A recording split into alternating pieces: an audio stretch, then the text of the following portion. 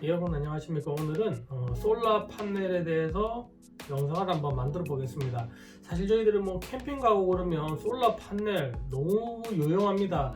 그 전기 사용에 대한 영상은 제가 이전 영상에 올려드렸고요. 그래서 솔라 판넬을 어떻게 설치하는지, 그리고 솔라 판넬에 대해서 간단하게 제가 설명을 드리도록 하겠습니다. 기본적으로 솔라 판넬은 세 가지 종류가 있습니다. 저희들이 흔히 아는 그 테두리 알루미늄으로 테두리가 되어 있는 그 솔라 판넬이 있고요. 그 약간 휘어지는 플렉시블한 솔라 판넬이 있고, 그리고 그 아예 접을 수 있도록 만들어진 솔라 판넬, 그렇게 보통 세 가지 종류가 있습니다. 사용 용도에 따라서 뭐 판넬을 선택을 하시면 되고요. 제 같은 경우는 두 번째 설명드린 약간 플렉시블한 그 솔라 판넬을 설치를 했습니다. 그 이유가 뭐냐면, 기본적으로 일반적으로 저희들이 아는 솔라 판넬은 휴대성이 사실 되게 없습니다. 그죠? 가지고 다니려고 그러면 너무 부피가 크고, 지붕에 올리려고 그래도 제 같은 경우는 루프렉에 올리긴 했는데, 예를 들어서 첫 번째 솔라 판넬 그런 걸 만약에 올린다 그러면 두께가 3cm 정도 됩니다. 너무 두껍다 보니까 그 보기가 별로라는 거죠. 그죠? 바람 소리도 아무래도 많이 들릴 거고. 그래서 저는 그 플렉시블한 솔라 판넬을 했고요.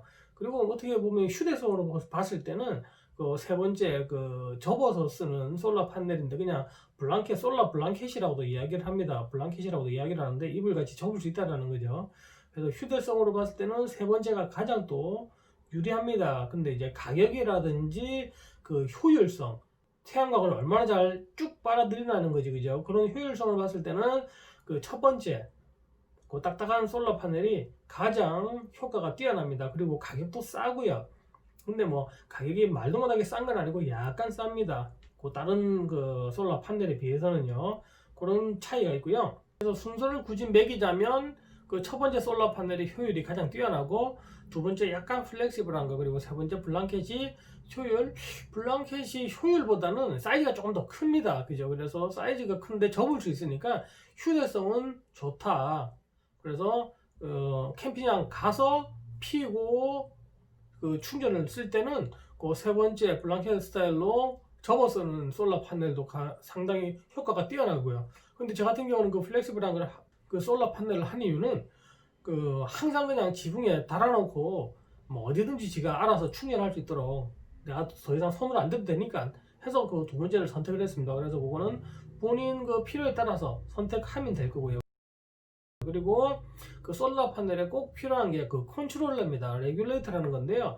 그 컨트롤러는 이전 영상에도 설명을 드렸지만은 두 가지 종류가 있습니다. MPPT랑 PWM이란 두 가지 종류가 있는데, 그 가장 큰 차이는 가격 차이라고 제가 말씀을 드렸습니다. 가격이 비싸고요. 비싼 게 뭐 좋지, 그죠? 그래서 이왕 좀 괜찮은 거 좋은 걸 쓰겠다. 그러니까 효율성입니다.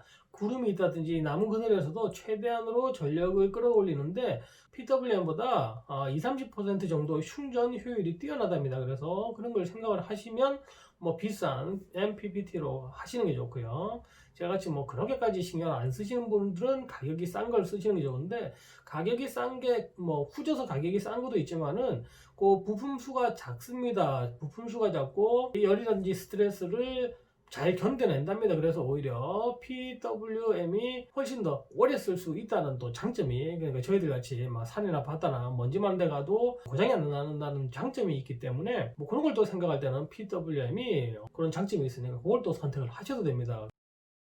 또 어떤 부분이 있냐면 그 암페어입니다. 그 보시면 뭐 10A, 20A, 뭐 30A 종류가 많습니다. 그런데 그 컨트롤러의 암페어는 내가 250W 이하의 솔라 판넬을 단다라고 하시면 뭐 10A, 15A면 충분하고요. 근데 250A가 넘어간다 이러면 컨트롤러가 20A 이상인 컨트롤러를 꼭 구입을 하셔야 된다.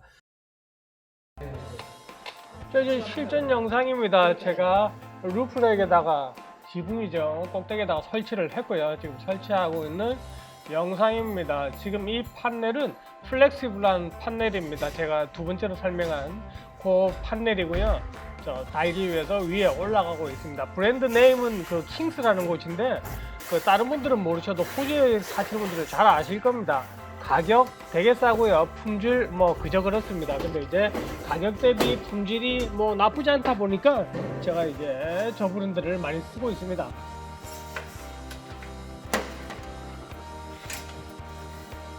뭐 방금도 설명드렸지만은 제가 얇은 요거를 설치한 이유는 우선 부피가 작고요.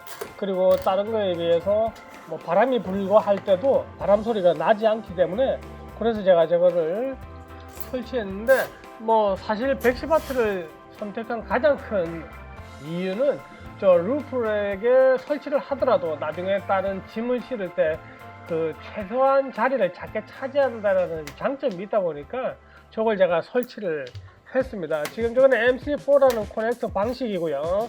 그냥 솔라 판넬 커넥터 해서 인터넷 치시면 저런 거 이베이라든지 그런 데 많이 나옵니다. 참조하시면 되고요. 그리고 저 같은 경우는 저기 스노클입니다. 그죠? 스노클 그거 앞으로 해서 최대한 안 보이게 해서 컨트롤러 지금 달기 위해서 구멍을 뚫고 있습니다.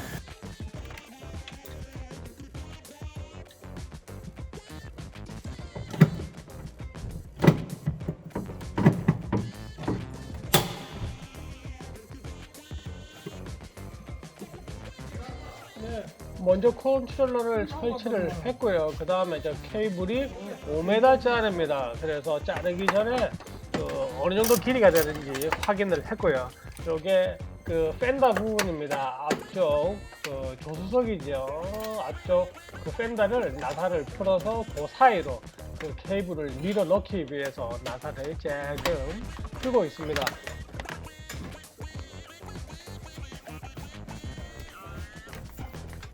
지금 보시는 것 같이 전선을 저렇게 차체 밑으로 해서 엔진 룸으로 넣었고요.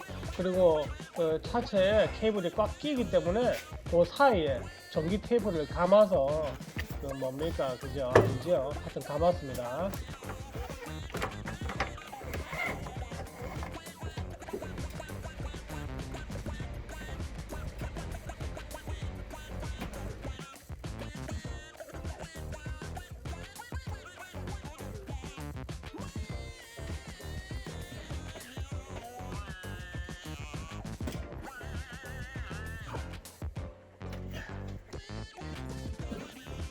그리고 이 장면이 가장 중요한 장면입니다. 그 솔라 판넬에서 나오는 선을 연결하시면 안 되고요. 꼭 배터리에서 나오는 선을 먼저 컨트롤러에 연결을 해야 됩니다.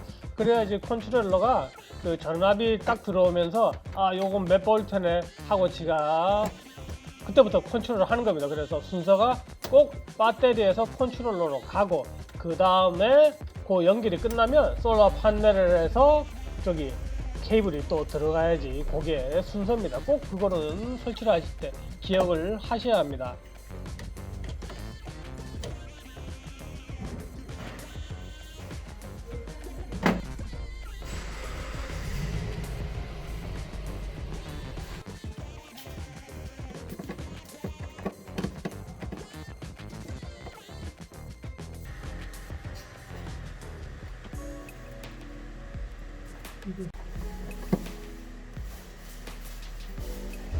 물론 브랜드마다의 뭐 차이는 있겠지만 보시다시피 스위치를 저렇게 누르면 그 솔라 판넬에서 들어오는 볼테이지랑 배터리 현재 배터리의 볼테이지가 저렇게 디스플레이가 나와서 한눈에 보실 수가 있습니다.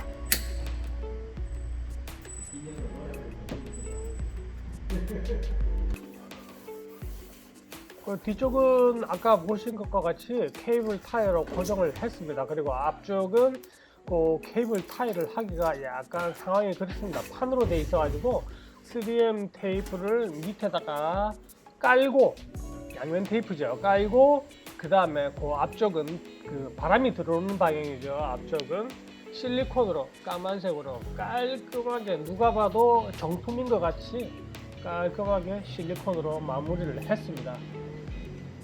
그리고 이건 이제 설치가 다 된 장면이고요. 이렇게 되면 짐을 충분히 실을 수가 있는 공간이 확보가 됩니다. 실리콘 깔끔하죠.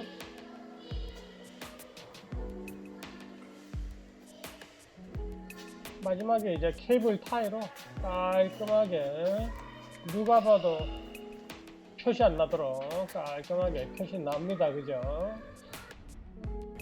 솔라 파넬에 대해서 제가 간단하게 설명을 드렸는데요. 이 정도만, 그리고 솔라 파넬과 레귤레이터만 있다고 되는 게 아니라 거기에 그 케이블도 있습니다. 그래서 만약에 내가 설치를 할 때는 거기에 맞는 케이블, 커넥터 같은 경우도 미리 확인을 하셔서 사시는 게, 연결하는 자체는 쉽습니다. 제가 영상에도 있지만은 연결하는 건 쉬우니까요. 어렵지 않게 설치할 수 있으리라고 생각이 듭니다. 솔라 파넬에 대해서 궁금한 게 있으시면 저한테 물어보지 마시고요. 그냥 알아서 한번 찾아보세요.